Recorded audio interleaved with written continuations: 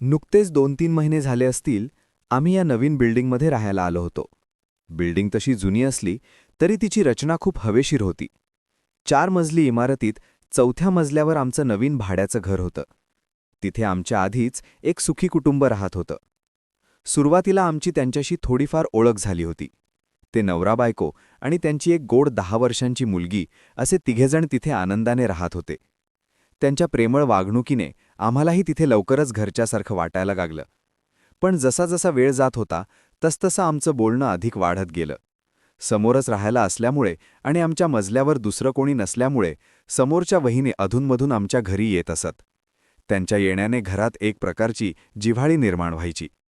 त्या वहिनी खूप मनमिळाऊ आणि हसऱ्या स्वभावाच्या होत्या. त्यांच्यासोबत गप्पा मारताना वेळ कसा जायचा हे कळायचं सुद्धा नाही. त्या आमच्या घरी आल्यावर माझ्या बायकोला कामात मदत करायच्या आणि माझ्याशीही मित्रत्वाने बोलायच्या. त्यांच्या आपुलकीच्या वागण्याने आमचं नातं हळूहळू अधिक घट्ट होत गेलं. त्यांचा नवरा बहुतेक वेळा बाहेरगावी असायचा आणि त्यांची मुलगी शाळेत गेलेली असायची. त्यामुळे वहिनींना घरी थोडं एकटं वाटायचं. आमच्या घरी आल्यावर त्यांना थोडा वेळ घालवायला मिळायचा आणि आम्हालाही त्यांच्या सहवासाचा आनंद मिळायचा. हळूहळू आमच्यात एक प्रकारची मैत्री आणि विश्वासाचं नातं तयार झालं होतं. हळूहळू आमची चांगली जवळीक वाढली आणि वहिनी आता मनमोकळेपणाने आम्हाला बोलत होत्या. त्यांच्या मनात कोणताही संकोच राहिला नव्हता आणि त्या त्यांच्या वैयक्तिक गोष्टीसुद्धा आमच्यासोबत शेअर करत होत्या. आम्हालाही त्यांच्यासोबत बोलताना खूप आनंद येत होता. आम्ही पण एकदम मनसोक्त गप्पा गोष्टी त्यांच्याशी करत होतो. त्यांच्या हसऱ्या स्वभावामुळे वातावरण नेहमी आनंदी आणि हलकंफुलकं राहायचं. त्यांच्या नवऱ्याशी पण आमचं छान जमत होतं, ते जेव्हा घरी असायचे तेव्हा. पण बहुतेक वेळा ते कामाच्या निमित्ताने बाहेरगावी राहत होते आणि वहिनी तिचे घरातील सगळी कामे आवरून आमच्या घरी साधारण 11:30 ते 12च्या दरम्यान येत होती आणि माझ्या बायकोशी मनसोक्त गप्पा मारत बसत होती. दोघींची चांगली मैत्री झाली होती आणि त्यांना एकमेकांच्या सहवासात खूप बरं वाटायचं. सकाळी तिच्या मुलीला डब्बा बनवून शाळेत पाठवलं आणि नवरा कंपनीत गेला की ती पूर्ण दिवस आमच्याच घरी राहत असत. तिची मुलगी पण शाळेतून आली की ती पण आमच्याच घरी खेळायला आणि गप्पा मारायला येत असे. ते दोघेही संध्याकाळीच त्याच्या घरी जात होते. आम्ही एकमेकांना आता जास्त जवळून ओळखायला लागलो होतो. आमचे सुखदुःख एकमेकांशी व्यक्त करत होतो आणि एका कुटुंबासारखं मस्त मजेत राहत होतो. आमच्यात एक अनोखं आणि घट्ट नातं तयार झालं होतं, ज्यात प्रेम, आपुलकी आणि विश्वासाचा ओलावा होता. मी ऑनलाईन क्लास घेत होतो, त्यामुळे नेहमी घरीच असायचो. कधी तर बाहेर जात असे. आम्ही इतके एकमेकांत गुंतलो होतो की कधी आम्ही बाहेर हॉटेलला जेवण करायला जाणार असलो तर त्यांना सोबत घेतल्याशिवाय जेवण करायला जात नव्हतो. त्यांच्याशिवाय आम्हाला अधुरं वाटायचं आणि ते पण जेवण करायला बाहेर जाणार असतील तर आम्हाला सोबत घेऊन जात असत. आमच्यात कुटुंबासारखी ओढ निर्माण झाली होती. एकमेकांच्या सहवासाशिवाय आम्हाला चैन पडत नसे. परंतु बऱ्याच वेळा वहिनीचा नवरा कामामुळे आमच्यासोबत जेवण करायला किंवा बाहेर फिरायला येत नसे. त्यामुळे वहिनी त्याच्यावर नाराज असायची आणि मला म्हणायची, तुमची बायको खूप नशीबवान आहे, कारण तिला तुमच्यासारखा नवरा मिळालाय. तिचं ते बोलणं मला खूप आवडत होतं. तिच्या त्या शब्दात एक प्रकारची प्रशंसा आणि अपेक्षा दडलेली असायची. असेच एक दिवस आम्ही पाणीपुरी खायला जायचं ठरवलं आणि वहिनी पण आनंदाने तयार झाली. आम्ही संध्याकाळी तयार होऊन त्यांच्या येण्याची वाट बघत बसलो होतो. वातावरणात एक प्रकारचा उत्साह आणि आनंद होता. वहिनी तयार होऊन आल्यावर त्या खूप आनंदी दिसत होत्या. त्यांच्या चेहऱ्यावर एक वेगळीच चमक होती. आम्ही सगळे मिळून पाणीपुरी खायला गेलो आणि खूप धमाल आली. त्या दिवशी वहिनी खूप मनमोकळ्या गप्पा मारत होत्या आणि त्यांच्या चेहऱ्यावरचं हास्य बघून मला खूप बरं वाटत होतं. त्या क्षणी आम्ही सगळे दुःख विसरून फक्त आनंदात जगत होतो. 2-3 दिवसांनी माझ्या बायकोचा वाढदिवस होता, म्हणून आम्ही सगळेजण बाहेर जेवण करायला जायचे ठरवले आणि वहिनीचा नवरा पण आमच्यासोबत येणार होता. त्यामुळे वहिनी खूप आनंदी दिसत होती आणि त्यांच्या चेहऱ्यावर एक प्रकारची उत्सुकता जाणवत होती. आम्हालाही त्यांना सोबत घेऊन जायला खूप बरं वाटणार होतं. पण अचानक त्यांच्या नवऱ्याचा कॉल आला आणि त्याने सांगितलं की त्याला काही महत्त्वाचं काम आलंय, त्यामुळे त्याला घरी यायला उशीर होणार आहे. म्हणून त्यांनी आम्हाला बाहेर जाऊन येण्यास सांगितलं. त्याचा कॉल आल्यावर वहिनीच्या चेहऱ्यावरची आनंदाची चमक एकदम ओसरली आणि तिथे एक उदासीनता जाणवू लागली. त्यांचं न येणं तिला खूप वाईट वाटलं होतं, हे तिच्या चेहऱ्यावरून स्पष्ट दिसत होतं. मी तिला तिच्या चेहऱ्याकडे बघून काळजीने विचारलं, काही अडचण आहे का वहिनी? तर ती हलक्या आवाजात मला म्हणाली, आमचे हे येणार नाहीत. तिच्या त्या दुःखी बोलण्याने मलाही थोडं वाईट वाटलं. मी तिला समजावण्याचा प्रयत्न करत म्हणालो, बरं वहिनी, मग आपण उद्या जाऊयात का? उद्या ते पण फ्री असतील. तर ती हळू आवाजात म्हणाली, नाही, आज वाढदिवस आहे आणि तुमचा जेवणाचा प्लान पण आहे, तर आपण आजच जाऊया. मी म्हणालो, ठीक आहे. असं म्हणून तिने स्वतःला सावरण्याचा प्रयत्न केला आणि आम्ही बाहेर जाण्यासाठी निघालो. त्या उदासीन वातावरणात पण बाहेरच्या मस्त थंड वाऱ्याने आम्हाला थोडा आधार दिला आणि माझी मुलगी पाणीपुरी खायची म्हणत होती, म्हणून मी म्हणालो, आपण अगोदर एक पाणीपुरी खाऊ आणि नंतर हॉटेलला जाऊ. पाणीपुरी खाऊन झाल्यावर आम्ही जेवण करायला एका चांगल्या हॉटेलमध्ये गेलो आणि टेबलवर जाऊन बसलो. पण वहिनीच्या चेहऱ्यावरची उदासी अजूनही पूर्णपणे गेलेली नव्हती, हे मला जाणवत होतं. आम्ही केक आणला आणि कापला व सर्वांनी वाढदिवस साजरा केला आणि केक पण खाल्ला. नंतर आम्ही हॉटेलमध्ये टेबलवर बसलो होतो आणि वातावरणात एक प्रकारची शांतता होती. तेवढ्यात माझ्या बायकोला फोन आला आणि ती बाजूला जाऊन मोठ्याने हसून बोलत होती. माझी मुलगी पण बाजूला खेळण्यात गुंग झाली होती. अचानक वहिनी माझ्याकडे बघून हळू आवाजात म्हणाली, तुम्ही खूप समजूतदार आहात, तुमचा स्वभाव मला खूप आवडतो. तिच्या त्या अनपेक्षित बोलण्याने मी क्षणभर गोंधळलो. मला काय उत्तर द्यावं हे सुचेनासं झालं. तरीही मी थोडी हिंमत करून तिला म्हणालो, वहिनी, तुम्ही पण खूप सुंदर आहात. माझ्या त्या प्रशंसेने ती लाजून खाली बघू लागली आणि हळू आवाजात म्हणाली, पण माझ्या या सुंदरतेचा काय उपयोग? तिच्या त्या दुःखभर बोलण्याने मला वाईट वाटलं. मी काळजीने विचारलं, का बरं, असं का म्हणत आहात? तर ती नाराज होत मला म्हणाली, हो, खरंच बोलत आहे हो मी. मी तिला आग्रह करत म्हणालो, हो, पण काय कारण आहे, सांगा ना. मला तिचं दुःख जाणून घ्यायचं होतं. माझा आग्रह बघून ती हळू आवाजात आणि दुःखभऱ्या स्वरात म्हणाली, माझ्या या सुंदर रूपाला बघणारा माझ्याजवळ कधी येत नाही. सगळ्यांना फक्त माझं सौंदर्य दिसतं, पण माझ्या मनातलं दुःख आणि एकटेपणा कोणाला दिसत नाही. तिच्या त्या हृदयद्रावक शब्दांनी माझं मन खिन्न झालं. मला तिच्याबद्दल अत्यंत सहानुभूती वाटली आणि तिला आधार देण्याची तीव्र इच्छा माझ्या मनात निर्माण झाली.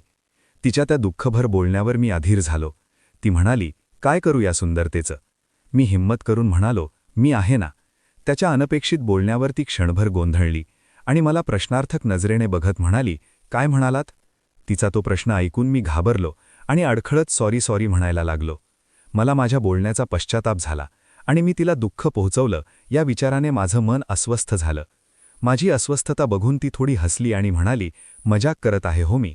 तिच्या त्या हलक्या-फुलक्या बोलण्याने माझ्या जीवात जीव आला आणि मी थोडा शांत झालो. मग मी तिला पुन्हा विश्वासाने म्हणालो, खरंच, तुम्ही खूप सुंदर आहात, मला तुम्ही खूप आवडता. माझं ते प्रेमळ कबूल ऐकून ती उत्सुकतेने म्हणाली, खरंच का? मी तिला आग्रहपूर्वक म्हणालो, हो, माझी शपथ. तेवढ्यात माझी बायको आली आणि आम्ही एकमेकांकडे चोरून बघत जेवण केले आणि घरी गेलो. माझ्या मनात मात्र वहिनीचे विचार घोळत होते. घरी गेल्यावर बायको म्हणाली, मला उद्या माहेरी अचानक जावं लागणार आहे. मी तिला काळजीने विचारलं, काय झालं? त्यावर ती म्हणाली, आईची तब्येत ठीक नाहीये. मी म्हणालो, ठीक आहे, तू जाऊन ये. ती माहेरी गेल्यावर समजलं की ती 3-4 दिवस येणार नाहीये. दुसऱ्या दिवशी सकाळी मला उठूच वाटत नव्हतं. माझं डोकं खूप दुखू लागलं होतं. मी कसाबसा उठलो, दूध घेतलं आणि तसाच बेडरूममध्ये जाऊन झोपलो. दार अर्धवट उघडं ठेवलं होतं. माझं मन वहिनीच्या विचारात गढून गेलं होतं. जवळपास 11:30च्या सुमारास समोरच्या वहिनींनी धडधड करत दार ढकललं आणि तडक माझ्या बायकोचं नाव घेत आत आल्या. त्यांच्या घाईगर्दीने माझी अधुरी झोप मोडली आणि मी आतूनच खिन्न आवाजात म्हणालो, ती घरात नाहीये. माझा आवाज खोल आणि आजारी वाटत असल्यामुळे बहुतेक त्यांना लगेचच जाणवलं असावं, कारण वहिनी माझ्या आवाजाच्या दिशेने बेडरूमकडे येत काळजीने विचारू लागल्या, अहो, आजारी आहात काम? त्या थेट आत आल्या आणि मला बेडवर झोपलेलं बघून काळजीच्या स्वरात म्हणाल्या, अगं बाई, काही दुखतंय का? त्यांच्या आपुलकीच्या प्रश्नाने मला थोडा आधार मिळाला आणि मी हळू आवाजात हो म्हटलं. त्यांनी लगेचच उत्सुकतेने विचारलं, काय दुखतंय? मी निस्तेजपणे म्हणालो, डोकं दुखतंय. त्या काळजीने म्हणाल्या, काही लावलं की नाही? औषध वगैरे घेतलं का? मी निराशपणे उत्तर दिलं, घरात औषधाची बाटली सापडली नाही. त्यावर त्या हळू आवाजात म्हणाल्या, मला म्हणायचे असते ना, मी दिली असती. त्यांच्या त्या प्रेमळ बोलण्याने माझं मन भरून आलं आणि मी फक्त गप्प बसलो. मला त्यांच्या आपुलकीची आणि काळजीची जाणीव झाली आणि क्षणभर माझ्या डोळ्यात हलकेचं पाणी तरळलं. माझ्या शांततेला पाहून त्या माझ्याजवळ बसल्या आणि माझ्या कपाळावर हळुवारपणे हात फिरवू लागल्या. त्यांच्या त्या स्पर्शाने मला खूप बरं वाटलं. त्यांच्या डोळ्यात माझ्याबद्दलची काळजी स्पष्ट दिसत होती आणि त्या क्षणी मला माझ्या बायकोची आठवण आली. मी त्यांच्याकडे कृतज्ञतेने पाहिले आणि माझ्या मनात त्यांच्याबद्दलचा आदर आणखी वाढला. तशा त्या लगेच आपल्या घरी गेल्या. त्यांची एक मुलगी शाळेत गेली होती आणि पती सकाळी ऑफिसला, त्यामुळे 4थ्या मजल्यावर आम्ही दोघेच होतो खरं तर. त्यांच्या तत्काळ मदतीच्या वृत्तीने माझं मन कृतज्ञतेने भरून गेलं. वहिनींनी एका हातात ताटात गरमागरम पोळी भाजी आणि दुसऱ्या हातात विक्स व दुसरा एक मलम आणला. माझ्याजवळ येऊन काळजीच्या स्वरात म्हणाल्या, थोडे खाऊन घ्या बरे, आणि त्यांनी मला बळजबरीने 2 पोळ्या खायला भाग पाडलं. त्यांच्या त्या आग्रहापुढे माझं काही चाललं नाही. पोटात अन्न गेल्यावर मला थोडं बरं वाटलं. त्यांनी मला हळूवारपणे झोपायला लावलं आणि प्रेमळपणे म्हणाल्या, मी लावू का तुमच्या डोक्याला व्हिक्स? मी त्यांना नको कशाला म्हणालो, पण त्यांनी असे काय करता, झोपा बरे नीट, म्हणत त्यांनी मला थेट आदेशच दिला. त्यांच्या त्या अधिकारयुक्त प्रेमळपणापुढे मी एका गुलामासारखा झोपलो. मी झोपल्यावर त्या माझ्याजवळ बसल्या आणि माझ्या डोक्याला हळूहळू व्हिक्स लावू लागल्या. त्यांच्या नाजूक बोटांचा स्पर्श माझ्या डोक्याला शांतता देत होता. मला तर काय होतंय हे समजतच नव्हतं.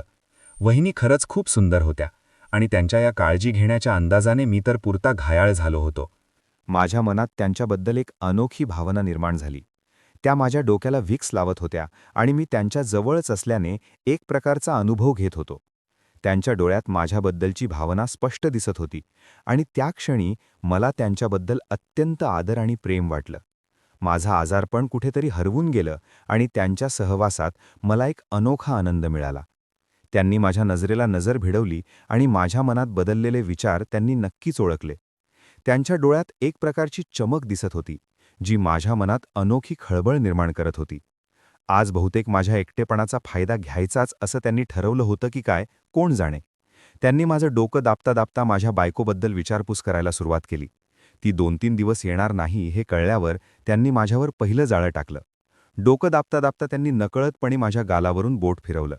त्यांच्या त्या हलक्या स्पर्शाने माझ्यात एक प्रकारची ओढ वाढली आणि मी डोळे बंद करून घेतले. त्यांना मिळायचा तो इशारा मिळाला.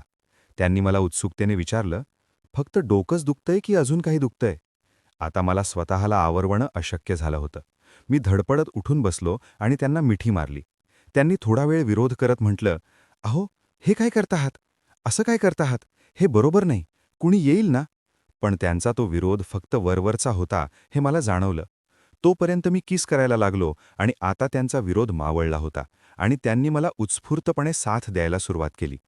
त्या क्षणी आम्ही दोघेही सर्व बंधनं विसरून एकमेकांत हरवून गेलो होतो. मी त्यांना माझ्या हृदयातली खरी भावना बोलून दाखवली. मला तुम्ही खूप आवडता. खरं सांगायचं तर मी स्वप्नात सुद्धा विचार केला नव्हता की तुम्ही माझ्या इतक्या जवळ याल. माझ्या त्या मनमोकळ्या कबुलीने त्यांच्या चेहऱ्यावर एक अनोखं हास्य उमटलं. त्या माझ्या डोळ्यात प्रेमळपणे बघून म्हणाल्या, मला तर तुम्ही इथे आलात त्या दिवसापासूनच खूप आवडायला लागला होतात. तुमच्या बोलण्यातली आपुलकी आणि तुमच्या स्वभावातला गोडवा माझ्या मनाला स्पर्श करून गेला.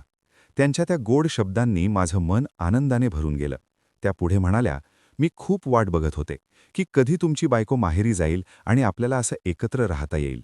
खरंच तुम्ही खूप छान आहात.